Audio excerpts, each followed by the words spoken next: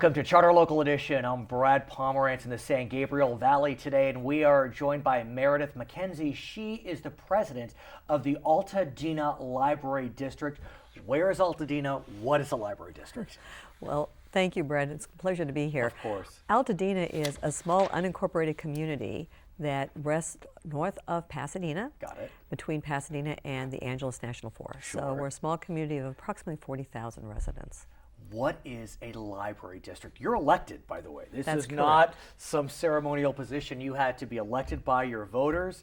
I guess the board named you president, but you're one of 5 trustees. That's correct. Well, throughout the state, there are library districts throughout the state, and many of these library districts are part of county operations, city operations. I see. And what makes the Altadena Library District a little unique is that we are one of only 12 special library districts in the state out of 181 overall library districts. And when you say special districts, what does that mean as opposed to the other 169, I guess, or Well, 8?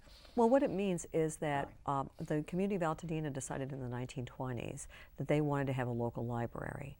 The founders of our community, or the founding fathers and mothers, felt that the children taking the wagon ride down to Pasadena, all 4 miles Right. each way, was just too far and too dangerous for their children to get good education. So they actually convinced and went around and canvassed the members of the community and convinced the members to agree to be taxed for a library for the own community. So that process, which LA County approved, set up the special district. So when you say there are 12 special library districts, that means that there are 12 communities that voted at some time to pass some type of parcel tax. Correct. That allows you to collect funding specifically for the library, and along with that, your communities elect trustees for the district. That's correct. So the way it was set up was in a way that the funding comes in locally, but then you need to have local governance. So a special district there are many different kinds. Sure. There are water districts or special districts, education districts or special districts, and in every case, they have their local governance boards. So we're no different except for the fact that we're just focused specifically on library matters. But I understand you need to have a reauthorization of the parcel tax every so many years, depending on what the prior parcel tax pass says. And that happened recently in Altadena. It did. Our funding is actually a hybrid. Oh, Initially, we were funded through our local property tax was funding 100% of the library, and then through the county system. And then about 30 years ago, there was some realignment about how county property taxes were collected and allocated due to the growth of the region, which meant that we went to a flat line dollar amount, which meant that we no longer had all the money we needed. So beginning in that time, the local residents decided to do a special parcel tax assessment in addition to the general taxation. And I'm happy to say that every time that we have had it on the ballot, because these assessments are good for 10 years and then they need to be reauthorized, that it's been passed. And in fact, last year, we passed the tax with an over 85% yes. And vote. did you need 66 or 50? We needed 66. So that's pretty stunning that your voters, your constituents said, we are so committed to our library that we're going to pass it with 80, what did you say, 5% of the vote? 85% of the vote. Why? Well, I think it's because Altadena is a very close-knit community. We're a little isolated.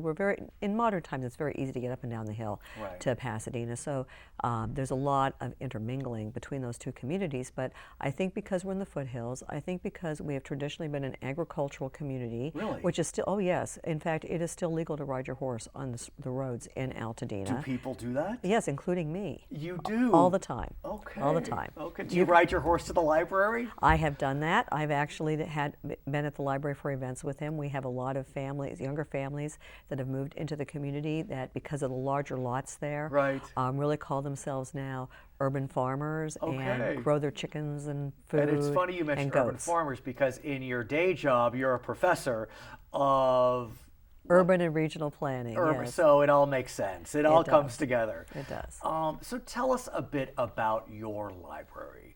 I know there have been some significant changes as a result of some altercations of management. We had our prior director pass away suddenly. We also have the 21st century, which changes libraries by definition. Tell us about it. Well, first of all, I'll give you the baseline, which is that in our district we have two actual library facilities. Our main library, which is a stunning mid-century architectural building, and then we also have a branch library rather, on the west side of our community, the Bob Lucas branch, which has served a lot for literacy and other programs. I think the big changes that we've gone through over the last few years, which ironically happened about the time I got elected to the board, but I will give you the disclosure that I had nothing to do with it, is that we had a wonderful library director who'd been with us for 10 years, and she died rather suddenly and tragically from cancer.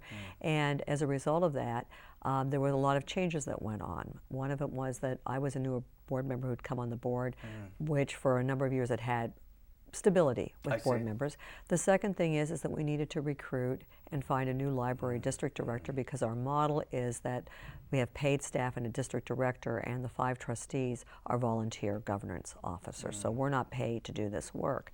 Zero. Zero. Not even for meeting attendance. Zero. Not per diem. No, we don't get any of that. But maybe we should no, just kidding. Well, why not? I mean, it's another conversation. Well, to tell you the truth, I think that one of the reasons why we operate so well is because we don't do this. Our model really kind of follows the old early American model that if you were in public service, you do it to serve. And in the 20th and 21st century, we moved away from that a great deal. But what about those that want to serve but may not have the financial wherewithal to serve? Well, I think that in the case of our library district, that's not a big issue. Our library board meets once a month. I will say that when I came on the board, our founding fathers and mothers and past management had done an excellent job. We're 100% solvent. We have no debt. We owe all our properties free and clear. We've had good management throughout the years, and also superb management with our new district library director, Mindy Kate, who was hired last year and is just now finishing her first year. Nice. And so a fabulous staff that everybody loves, and most of the staff lives in the community. So I don't think in terms of our governance that anyone who wants to serve on the board, that economic reality is a deterrence for doing so. I think that in some other jurisdictions where you've got to travel a lot, it's a big difference. But for me, I'm a 5-minute walk away from the library. Oh, nice. Or a horse ride? Or horse ride, as the case I may want to be. get a sense, what is your library district doing to move into the 21st century? As an example of any library district that's looking to move. I mean, look, I am of the age, I still want to hold a book. Right. That's just me. I like holding a book. My wife, who's just a few years behind me, she likes her Kindle. You know, and so it really, and then my daughters, forget it. I mean, they don't even know from books. So talk to us about how libraries are changing with modern technology. Well, I think that's a great question, and we are moving very positively forward in this arena.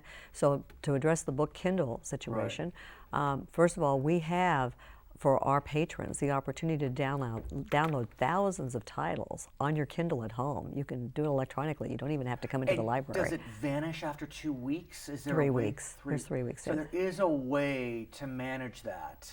There is a way to manage that. In terms of it vanishing after 3 weeks, we have nothing to do with that. That's kind of the Amazon licensing plan right now. But it works. I mean, it makes the library model valuable. It makes the library model relevant. Absolutely. We also have a whole lot of first-run DVDs, thanks to the Friends of the Altadena Library, that people can check out for free. And these are first-run movies, so for those people who don't want to subscribe to Netflix, whatever it may be. Amazon, they can come in and get that. And it's certainly helpful to a lot of our clientele who may not be from the top socioeconomic communities.